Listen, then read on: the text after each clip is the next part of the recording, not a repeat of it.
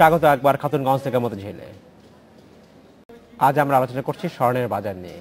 এই নিয়ে আলোচনা করতে আমার সাথে স্টুডিওতে রয়েছেন বাংলাদেশ জুয়েলার্স সমিতির সভাপতি কাজী সিরাজুল ইসলাম। জনাব ইসলাম, আপনার কাছে স্বাগত জানাচ্ছি আরেকবার।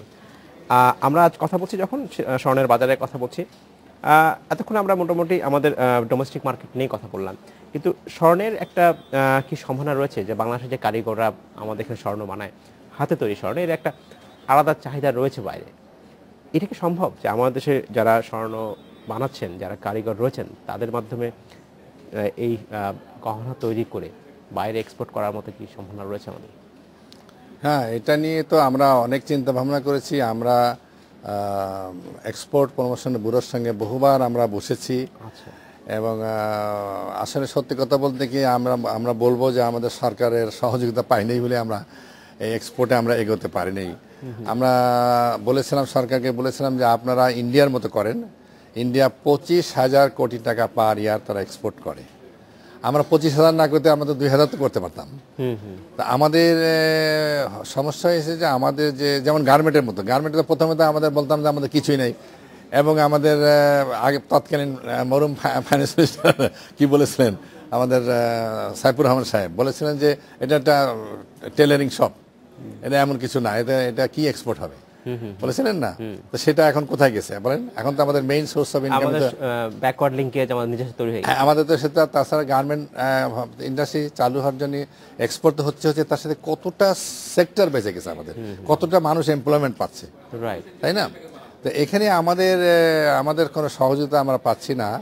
আমাদের যদি সহযোগিতা পাই, গার্মেন্টে যেমন আপনার কাঁচামাল এনে আপনার বন্ডেজ হয়ে রাখা হয়, আমরা এরকম বলেছিলাম যে সোনা আনার পরে আপনারা যদি একটা ব্যাংকে রেখে দেন, সেখান থেকে আমরা নিতে পারি, এবং আমাদের একটা হিসাব দিতে পারি আমরা যে আমরা কতটা এক্সপোর্ট করলাম, কতটা হোম কনজামশন, কতটা এক্সপোর্টের আমরা কনজামশন হলো, সেটাও দেওয়া যেতে পারে।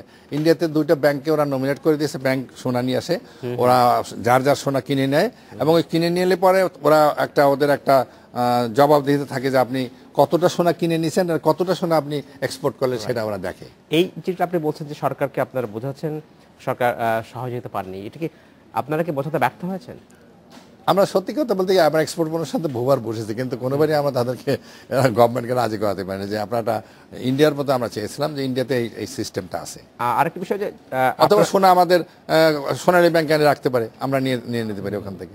কিন্তু এটার যে বাজার রয়েছে, এমন কি কোনো অর্ডার যে আপনারা এখানে তৈরি করবেন, হয়তো বাইরে থেকে একটা অর্ডার আসবে, সেই অর্ডারটা কি আপনাদের কাছে ছিল, বা যেটাকে ভিত্তি করে সরকারকে আপনারা আমরা দু একবার আমরা বিদেশে কয়েকটা আমরা ইটালিতে একবার বোধহয় আমরা গিয়েছি, একবার দুবাইতে গিয়েছি, আমরা কয়েকটা ইন্টারন্যাশনাল ফেয়ারও আমরা গিয়েছি। এক্সপোর্টেশন অর্ডার আমরা কিছু পেয়েছিলাম, কিছু আমরা এক্সপোর্টও করেছিলাম, কিন্তু দেখা যায় যে বলা যায় না এক্সপোর্টের মধ্যে সামান্য একটা একটা ইসের মতো আর কি, যে দেখি করতে করা যায় কিনা।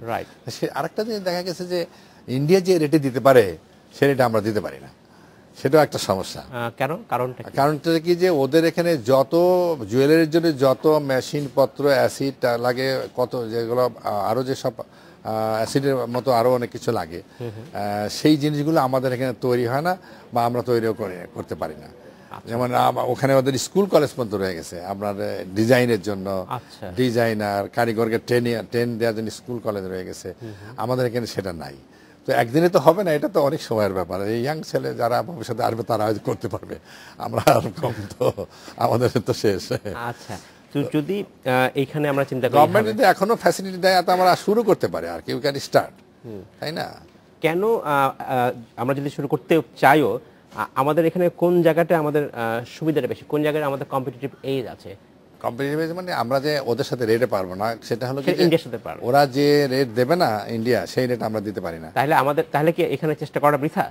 চেষ্টা তবু তো আমার গার্মেন্ট তো এরকম ছিল, তো গার্মেন্ট এখন কি করে? তাহলে আসলে কোন দিকে সরকারের প্রণোদনা এইটা শুরু করতে হবে, এবং গভর্নমেন্টের কিছু আমাদের যে এক্সপোর্ট করলে একটা যে দেয়, কি বলে ওটাকে, গভর্নমেন্ট কিন্তু একটা যারা এক্সপোর্ট করে তাদের ইন্ডিয়াতেও দেয় একটা টাকা দেয়, ইনসেন্টিভ যেটাকে বলা হয়, আমি ভুলে যাচ্ছিলাম কথাটা, ইনসেন্টিভ যেটা দেয় আমরা বলি। গার্মেন্টও কিন্তু প্রথম দিকে আমাদের ইনসেন্টিভ দিয়েছিলেন সরকার, সেভাবে যে ইনসেন্টিভ দেওয়ার সবচেয়ে বড় যে সোনাটা যে আসে, তো 1-2 টাকার সোনা না, তো লক্ষ লক্ষ কোটি কোটি টাকার সোনা।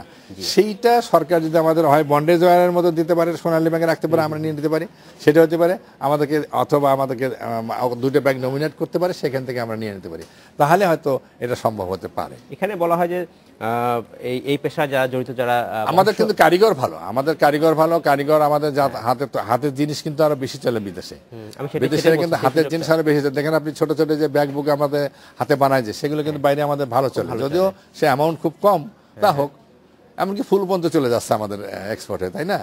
তো এইটা তো আমাদের যে কারিগর কিন্তু খুব ভালো। এখন কিন্তু সত্যি কথা বলতে কি অনেক কারিগর আমাদের এখানে কাজ কম হওয়ার জন্য, ক্রেতা কম হওয়ার জন্য, বিক্রি কম হওয়ার জন্য অনেক কারিগর মানে most of them are migrated to India, Bombay, Kolkata, দিল্লিতে তারা চলে গেছে। আমাদের এখানে কিন্তু কারিগর এখন খুব বেশি নাই, সত্যি কথা বলতে কি। জনাব সিরাজুল ইসলাম, আপনাকে অসংখ্য ধন্যবাদ। আমাদের সময় আজকে আমাদের শেষ করতে ইন্ডিপেন্ডেন্ট চ্যানেলকে ধন্যবাদ। তবে ভবিষ্যতে এই বিষয় নিয়ে আমরা আবারও আপনার সাথে কথা বলবো। এই পর্যন্ত আপনাকে অসংখ্য ধন্যবাদ। আপনাকে ধন্যবাদ, থ্যাংক ইউ। এই ছিল আজকের মতো খাতুনগঞ্জ থেকে মতিঝিলে। আমাদের সাথেই থাকবেন, দেখা হবে আবার।